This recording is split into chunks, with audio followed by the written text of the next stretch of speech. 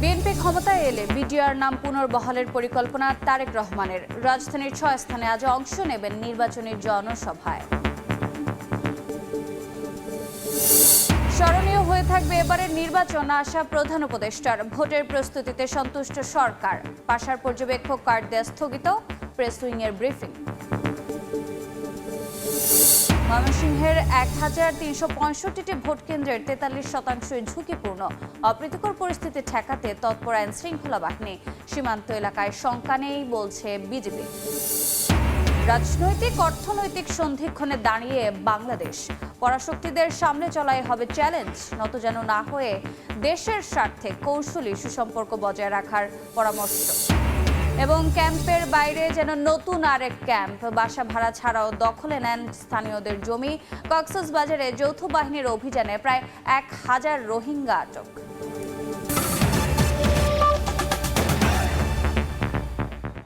সময় সংবাদের সঙ্গে আছে আমি রোজা চৌধুরী। ক্ষমতায় গেলে সেনাবাহিনীকে রাজনৈতিক স্বার্থে ব্যবহার হতে দেবে না বিএনপি। বাহিনীর মর্যাদা ও গৌরব বিষয়ে সদস্যদেরই সজাগ থাকতে হবে। শনিবার রাতে রাজধানীর একটি হোটেলে অবসরপ্রাপ্ত সেনা কর্মকর্তা ও পিলখানায় শহীদ সেনা কর্মকর্তাদের পরিবারের সদস্যদের সঙ্গে মতবিনিময়ে তারেক রহমান আরও বলেন, বিডিআর নাম পুনর্বহাল থাকবে।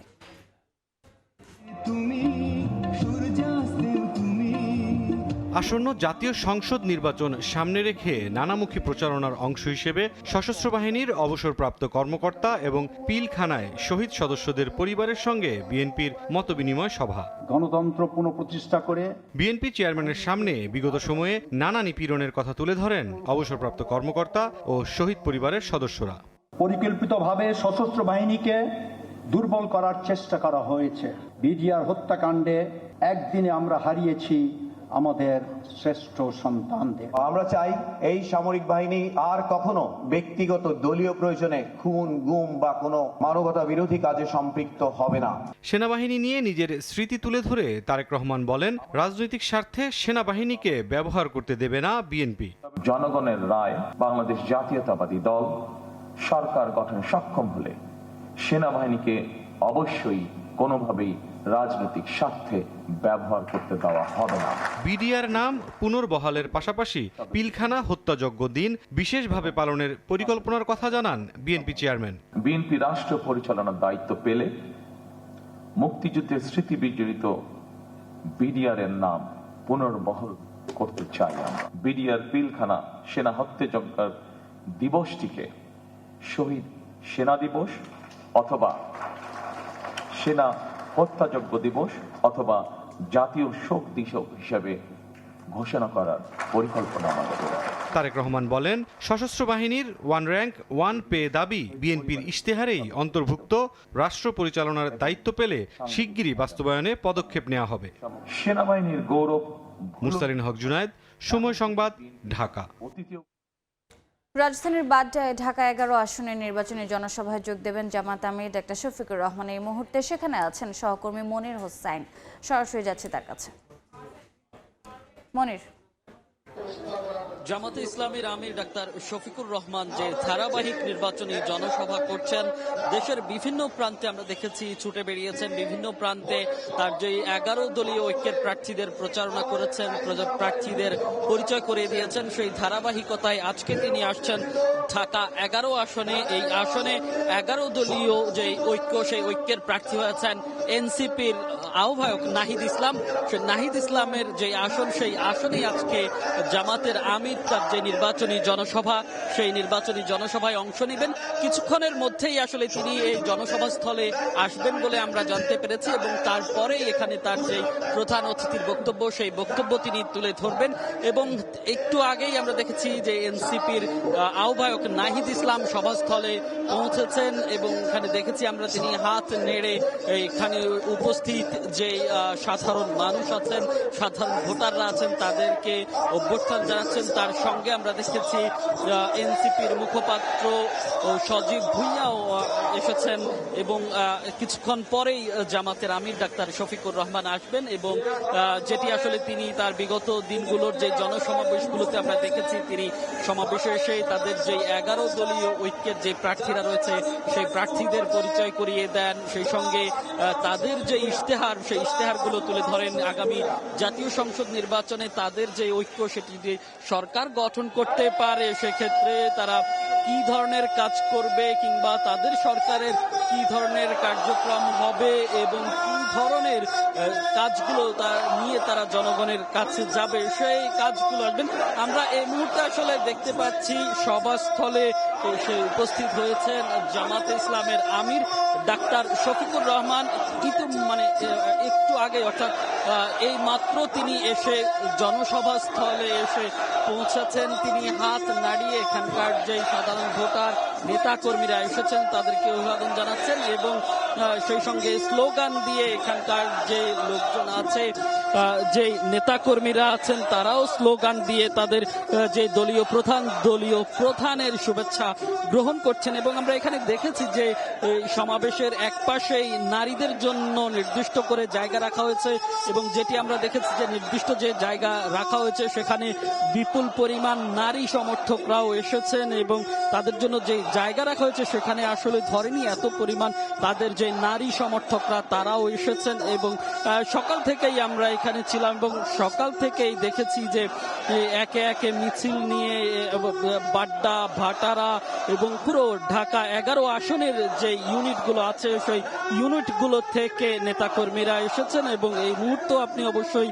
দেখতেই পাচ্ছেন যে ঢাকা 11 আসনের যে নির্বাচনী সমাবেশ সেই নির্বাচনী সমাবেশের মঞ্চে এসেছেন জামাতে ইসলামীর আমির ডাক্তার শফিকুর রহমান এবং কিছুক্ষণ পরেই তিনি বক্তব্য রাখবেন এবং তার বক্তব্যের মধ্যে দিয়ে আসলে তিনি এই বাড্ডা, ভাটারা অর্থাৎ ঢাকা 11 আসনের যে ভোটাররা রয়েছেন, যে নাগরিকরা রয়েছেন তাদের জন্য তাদের কি প্রতিশ্রুতি সেসব জানাবেন এবং তাদের সরকার গঠন করতে পারলে এই অঞ্চলের যে বিভিন্ন গ্যাস সমস্যা, যোগাযোগের সমস্যা সেসব সমস্যাগুলো কিভাবে সমাধান করবেন সেই পরিকল্পনার কথাগুলো তুলে ধরবেন বলে মনে করা হচ্ছে। তো এই ছিল বাড্ডা থেকে 11 দলীয় ঐক্যের যে নির্বাচনী সমাবেশ, সেখান থেকে আমার কাছে সব শেষ। সরাসরি যুক্ত ছিলাম রাজধানীর বাড্ডায়। আসন্ন নির্বাচনের প্রস্তুতি ও প্রচারণা নিয়ে সন্তোষ জানিয়ে প্রধান উপদেষ্টা ডক্টর মোহাম্মদ ইউনূস বলেছেন, স্মরণীয় হয়ে থাকবে এবারের ভোট। এদিকে এক ব্যক্তি নির্ভর পাশা নামে পর্যবেক্ষক সংস্থা নিয়ে অভিযোগ ওঠায় তাদেরকে কার্ড দেওয়া স্থগিত করেছে ইসি। শনিবার রাতে সংবাদ সম্মেলনে এসব কথা জানায় প্রধান উপদেষ্টার প্রেস উইং। ত্রয়োদশ সংসদ নির্বাচন সামনে রেখে শনিবার বিকেলে প্রধান উপদেষ্টার বাসভবন যমুনায় অনুষ্ঠিত হয় সরকারের উচ্চ পর্যায়ের সভা। পরে ব্রিফিংয়ে প্রধান উপদেষ্টার প্রেস সচিব শফিকুল আলম সভার বিষয়ে জানান সাংবাদিকদের। তিনি জানান, নির্বাচনের প্রস্তুতিতে সরকার সন্তুষ্ট বলে জানিয়েছেন প্রধান উপদেষ্টা ডক্টর মোহাম্মদ ইউনূস। এবারের ভোট স্মরণীয় হয়ে থাকবে বলেও প্রত্যাশার কথা জানিয়েছেন তিনি। চিফ অ্যাডভাইজার তার বক্তৃতার প্রথমেই সন্তুষ্টি প্রকাশ করেছেন যেইভাবে ক্যাম্পেইনটা চলছে। তিনি বলেছেন সারা দেশে উৎসাহ, উদ্দীপনা, শান্তিপূর্ণ ও সৌহার্দ্যপূর্ণ পরিবেশে নির্বাচনের প্রচারণা চলছে। উনি বলছেন কেউ কারো বিরুদ্ধে ত্রুটি, কটু কথা কেউ বলছেন না, কোনো অভদ্র আচরণও হচ্ছে না। উনি বলছেন এখন পর্যন্ত প্রস্তুতি পর্ব খুব ভালোভাবে সম্পন্ন হয়েছে, আমরা সন্তুষ্ট, উই আর ভেরি হ্যাপি। উনি বলেছেন আমাদের জন্য এখন চ্যালেঞ্জ হচ্ছে টু মেক ইট পারফেক্ট। উনি আশা করছেন এটা সেফ হবে। আমি আশা করি এই ভোট ইতিহাসের স্মরণীয় হয়ে থাকবে। এক ব্যক্তি নির্ভর পাশা নামে যে পর্যবেক্ষক সংস্থাটির ব্যাপারে অভিযোগ উঠেছে তাদের পর্যবেক্ষক কার্ড দেওয়া হবে না বলে কমিশনের সিদ্ধান্তের কথা জানিয়েছে প্রেস উইং। পাশা নামে একটা এনজিও, তারা 10,000 নির্বাচনী পর্যবেক্ষক নিয়োগ করবে এটা বলেছিল। ইলেকশন কমিশন থেকে তাদের বিষয়ে খোঁজখবর নেওয়া হয়েছে। খোঁজখবর নিয়ে তাদের সক্ষমতা সম্পর্কে ইলেকশন কমিশন নিশ্চিত হতে পারেনি, এই জন্য তাদেরকে পর্যবেক্ষক কার্ড বিতরণ করা স্থগিত করা হয়েছে। এবং তবে এখন পর্যন্ত তাদের ব্যাপারে কোনো রাজনৈতিক সংশ্লিষ্টতা পাওয়া যায়নি। এবং তাদের ব্যাপারে অনুসন্ধান অব্যাহত রয়েছে। নির্বাচনে সার্বিক নিরাপত্তায় সেনা, পুলিশ সহ বিভিন্ন বাহিনীর প্রায় 9 লাখ সদস্য কাজ করবে বলে ব্রিফিংয়ে জানানো হয়। এর মধ্যে 1 লাখ সেনা, নৌ ও বিমান বাহিনীর সদস্য এরই মধ্যে মাঠে কাজ শুরু করেছেন। সারা দেশের আইন শৃঙ্খলা সংক্রান্ত তথ্য পেতে নির্বাচন সুরক্ষা অ্যাপ চালুর কথাও জানানো হয়েছে ব্রিফিংয়ে।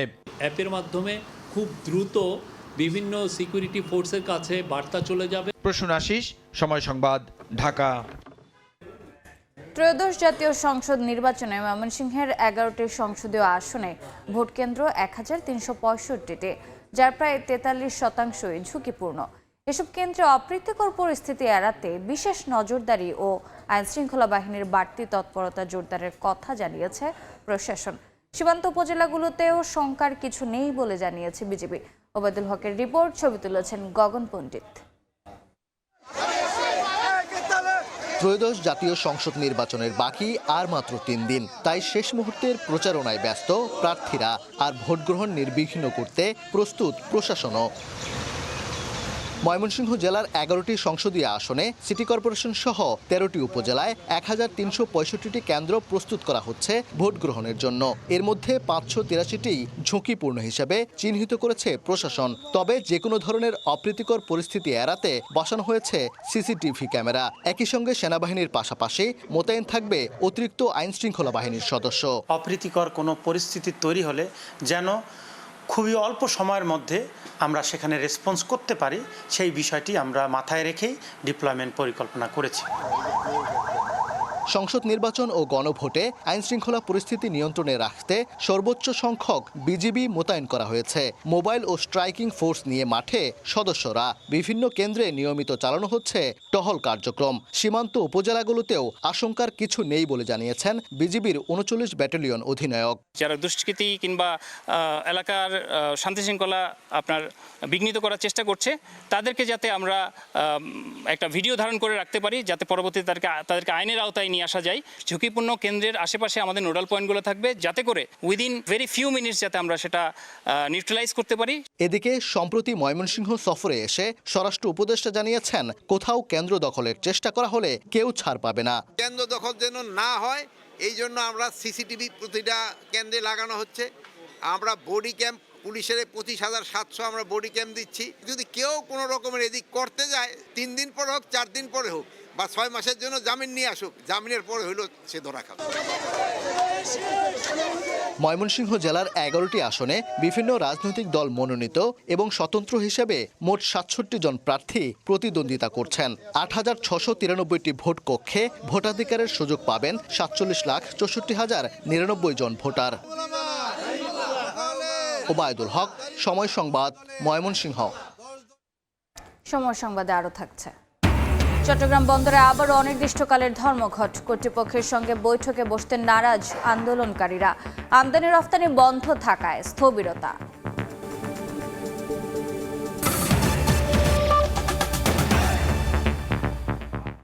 রাজনৈতিক ও অর্থনৈতিক সন্ধিক্ষণে দাঁড়িয়ে নির্বাচন পরবর্তী বাংলাদেশ।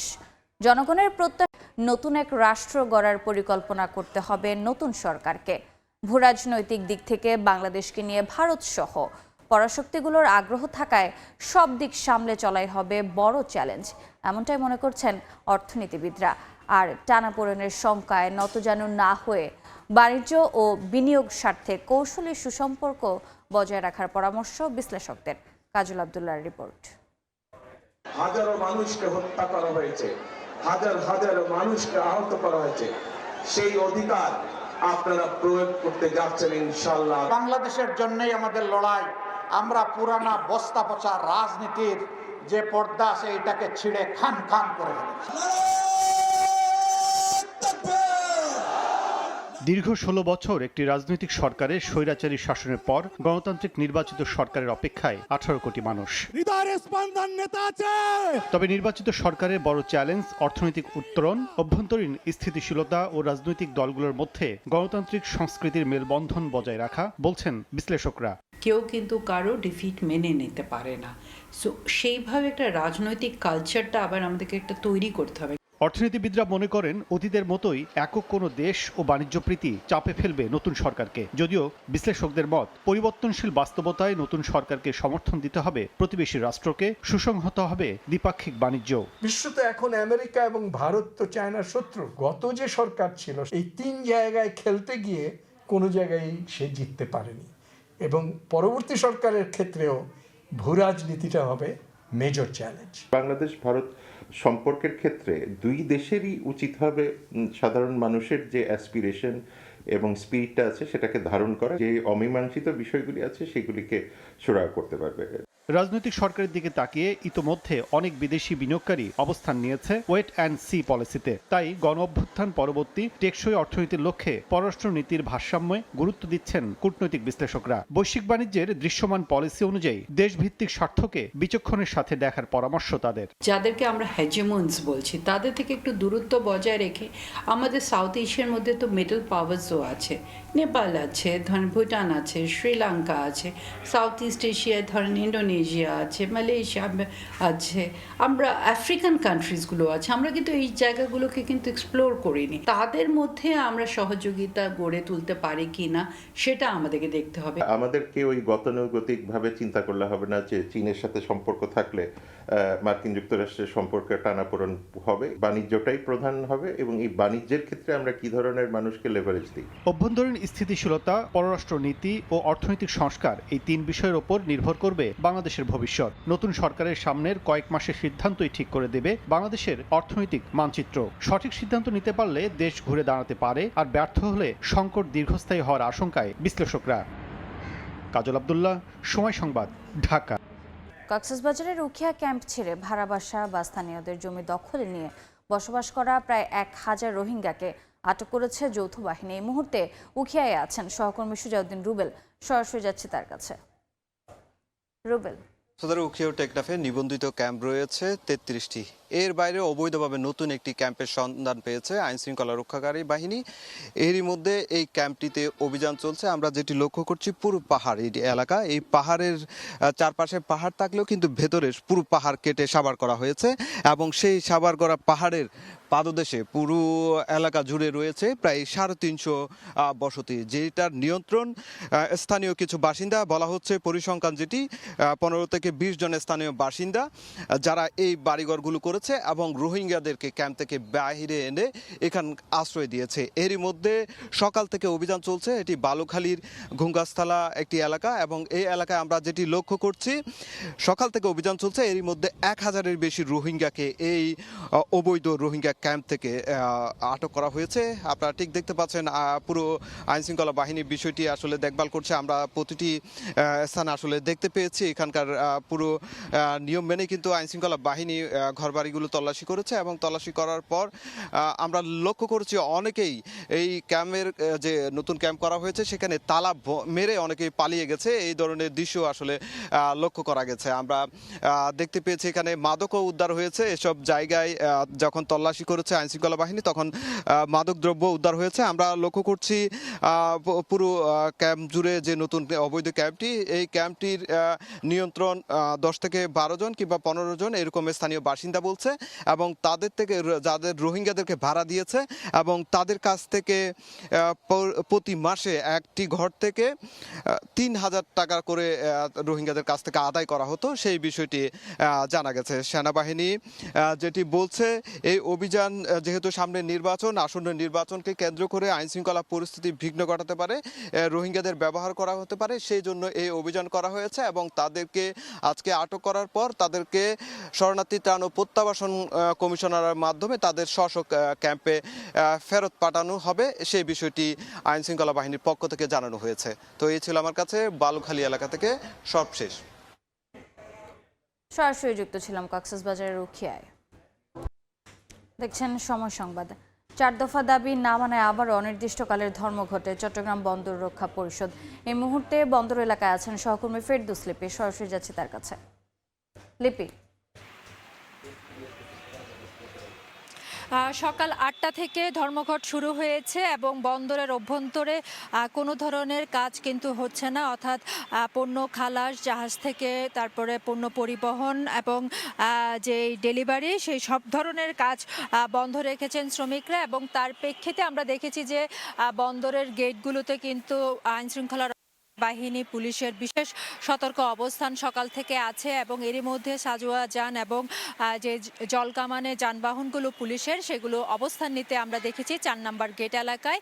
আর এর মধ্যে যারা শ্রমিক নেতারা আছেন তারা তাদের অনেক শ্রমিককে পরিচয়ে আটক করা হয়েছে এমন অভিযোগ একটা তারা করছেন। এবং আপনারা জানেন যে বৃহস্পতিবার নৌ উপদেষ্টার সাথে বৈঠকের পর গত 2 দিন অর্থাৎ শুক্রবার এবং শনিবার কিন্তু শ্রমিকরা তাদের যে ধর্মঘট সেটা স্থগিত রেখেছিলেন, কিন্তু গতকাল দুপুরে তারা দাবি করছেন যে সেই দাবি, নৌ উপদেষ্টার যে দাবি, সেটা কিন্তু আসলে কোনো ধরনের দৃশ্যমান অগ্রগতি না হওয়ায় তারা আবারও আজকে থেকে যে অনির্দিষ্টকালের ধর্মঘট সেটা ডাক দিয়েছেন। এবং এবারে ধর্মঘটে কিন্তু তারা শুধুমাত্র বন্দরের জেটিগুলো বা টার্মিনালগুলোতে কাজ বন্ধ রাখছেন সেটা না, তারা ঘোষণা দিয়েছেন যে বহির্নোঙরে যে জাহাজগুলো, সেই জাহাজগুলো থেকে পণ্য খালাসও তারা বন্ধ রাখবেন। আমরা ইতিমধ্যে খবর নিয়েছি বহির্নোঙরে যে জাহাজগুলো আছে সেখানে যে জাহাজগুলো থেকে পণ্য খালাস অনেকটা হয়ে গেছে এমন জাহাজের কাজ চলছে, কিন্তু নতুন করে যেসব জাহাজ আছে সেই জাহাজগুলো থেকে আসলে পণ্য খালাস বন্ধ রয়েছে। এবং এরই প্রেক্ষিতে সকাল 9:30টার পর একটা বৈঠক আহ্বান করেছে বন্দর চেয়ারম্যান, প্রায় বিভিন্ন বিভাগের 200 জন কর্মচারী এবং শ্রমিকদের নিয়ে, এবং শ্রমিক নেতারা কিন্তু সেই বৈঠকও তারা প্রত্যাখ্যান করেছেন। এবং সকাল 11টার দিকে গণমাধ্যম কর্মীদের সাথে কথা বলার কথা রয়েছে চট্টগ্রাম চেয়ারম্যান। তো এই ছিল আমার কাছে এখনো পর্যন্ত চট্টগ্রাম বন্দর থেকে সর্বশেষ। সরাসরি যুক্ত ছিলাম চট্টগ্রামে। দেখছেন সময় সংবাদ, সঙ্গেই থাকুন। এর খবর, গাজার যুদ্ধবিরতির দ্বিতীয় ধাপ এগিয়ে নেয়ার লক্ষ্যে 19 ফেব্রুয়ারি গাজার শান্তি পরিষদের প্রথম শীর্ষ সম্মেলন আয়োজনের পরিকল্পনা করছে হোয়াইট হাউস। বৈঠকটি ওয়াশিংটনের ইনস্টিটিউট অব পিসে অনুষ্ঠিত হতে পারে। এদিকে অবরুদ্ধ গাজা ও পশ্চিম তীরে দখলদার বাহিনীর হামলা অব্যাহত রয়েছে। হামাসের দাবি, ইসরায়েলি হামলা ও ধ্বংসযজ্ঞ চলতে থাকলে যুদ্ধবিরতি অর্থহীন। চলমান হত্যাযজ্ঞের জন্য যুক্তরাষ্ট্রের অস্ত্র সহায়তাকে দায়ী করছেন মার্কিন কংগ্রেস সদস্য। অধিকৃত পশ্চিম তীরে অভিযান জোরদার করেছে ইসরায়েল। একদিনে গ্রেফতার করেছে অন্তত 16 ফিলিস্তিনিকে। অবৈধ বসতি স্থাপনকারীদের হামলায় আহত হয়েছেন আরও কয়েকজন। গাজা সিটির আশপাশের এলাকায় ইসরায়েলি যুদ্ধ বিমান হামলায় ক্ষতিগ্রস্ত হয় আবাসিক ভবন। বাসিন্দারা জানায় মাত্র 1 ঘন্টা নোটিশে তাদের ভবন খালি করতে বলা হয়। একইভাবে খান ইউনিসেও হামলা চালায় নেতানিয়াহু সেনারা। হামাস বলছে, ইসরায়েলের হামলা ও ধ্বংসযজ্ঞ চলতে থাকলে যুদ্ধবিরতি অর্থহীন। তারা মধ্যস্থতাকারী দেশ ও যুক্তরাষ্ট্রকে ইসরায়েলের উপর চাপ বাড়ানোর আহ্বান জানান। একই সময় গাজায় হামলা অব্যাহত থাকার অভিযোগ তুলে মার্কিন কংগ্রেস সদস্য ডেলিয়া রামিরেজ বলেন, যুক্তরাষ্ট্রের অস্ত্র সহায়তায় ইসরায়েলি বাহিনী এর সহিংসতা চালু রেখেছে। এদিকে আগামী 19 ফেব্রুয়ারি গাজা বিষয়ক বোর্ড অফ পিসের প্রথম শীর্ষ সম্মেলন আয়োজনের পরিকল্পনা করছে হোয়াইট হাউস। মার্কিন ও কূটনৈতিক সূত্রের বরাতে গণমাধ্যম এক্সিওস এই তথ্য জানিয়েছে। এই আয়োজনের লক্ষ্য গাজা যুদ্ধবিরতির দ্বিতীয় ধাপ এগিয়ে নেওয়া এবং যুদ্ধবিধ্বস্ত গাজা পুনর্গঠনে অর্থ সংগ্রহ করা। বৈঠকটি ওয়াশিংটনের ইনস্টিটিউট অফ পিসে অনুষ্ঠিত হতে পারে। ট্রাম্প প্রশাসনের মধ্যে বিভিন্ন দেশের সঙ্গে যোগাযোগ শুরু করেছে। কোন কোন দেশের নেতা অংশ নিতে পারবেন তা যাচাই করা হচ্ছে। এক মার্কিন কর্মকর্তা জানান, এটি হবে গাজা শান্তি পরিষদের প্রথম বৈঠক এবং গাজা পুনর্গঠনের জন্য একটি তহবিল সংগ্রহ সম্মেলন। তবে এখনো কিছু চূড়ান্ত হয়নি বলে জানানো হয়েছে। এর একদিন আগে 18 ফেব্রুয়ারি মার্কিন প্রেসিডেন্ট ডোনাল্ড ট্রাম্পের সঙ্গে বৈঠকে বসার কথা রয়েছে ইসরায়েলি প্রধানমন্ত্রী বিনিয়ামিন নেতানিয়াহুর। ইসরায়েল বোর্ডে যোগ দেওয়ার আমন্ত্রণ গ্রহণ করলেও এখনো চার্টারে সই করেনি। নেতানিয়াহু বৈঠকে অংশ নিলে এটি হবে 7 অক্টোবরের পর আরব ও মুসলিম নেতাদের সঙ্গে তার প্রথম প্রকাশ্য উপস্থিতি। সাদিয়া তাসনিম, সময় সংবাদ। দেখছেন সময় সংবাদ। এবারে খেলার খবর। আইসিসির জরুরি বৈঠকে যোগ দিতে পাকিস্তানের লাহোরে গেলেন বিসিবি প্রেসিডেন্ট আমিনুল ইসলাম বুলবুল। আজ এই বৈঠক হওয়ার কথা রয়েছে। টি-20 বিশ্বকাপ চলমান থাকলেও ভারত পাকিস্তান ম্যাচ নিয়ে কাটেনি শঙ্কার মেঘ। বাংলাদেশকে বিশ্বকাপ থেকে বাদ দেওয়ায় ভারত ম্যাচ বয়কটের সিদ্ধান্ত নেয় পাকিস্তান সরকার। এরপর থেকেই পিসিবিকে রাজি করাতে বহুমাত্রিক চেষ্টা করে আসছে আইসিসি। কিন্তু সরকারি সিদ্ধান্ত হওয়ায় বারবার অপারগতা প্রকাশ করেছেন মোহসিন নাকভি। বাধ্য হয়ে এবার লাহোরে পৌঁছেছেন আইসিসি প্রতিনিধিরা। সেখানেই আজ বাংলাদেশ ক্রিকেট বোর্ড এবং পাকিস্তান ক্রিকেট বোর্ডের সঙ্গে আলোচনায় বসবেন তারা। ধারণা করা হচ্ছে ভারত পাকিস্তান ম্যাচ খেলতে পিসিবিকে রাজি করানোর জন্য বড় কোনো আর্থিক প্রস্তাব দেওয়া হবে আইসিসির পক্ষ থেকে। বাংলাদেশকেও ক্ষতিপূরণ দেওয়ার আশ্বাস আসতে পারে এ বৈঠক থেকে।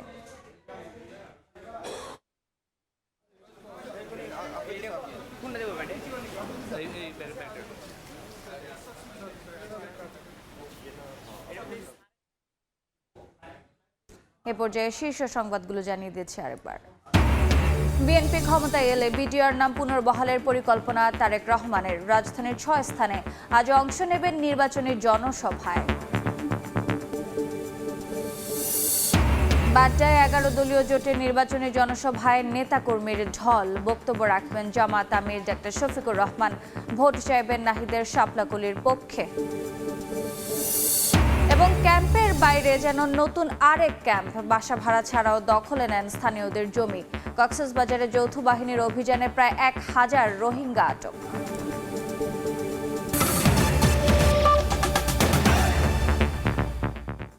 এই ছিল সকাল 10টার সময় সংবাদে। এরপর এই সময়ের বাণিজ্য নিয়ে সঙ্গে থাকবেন ফরহাদুর রহমান।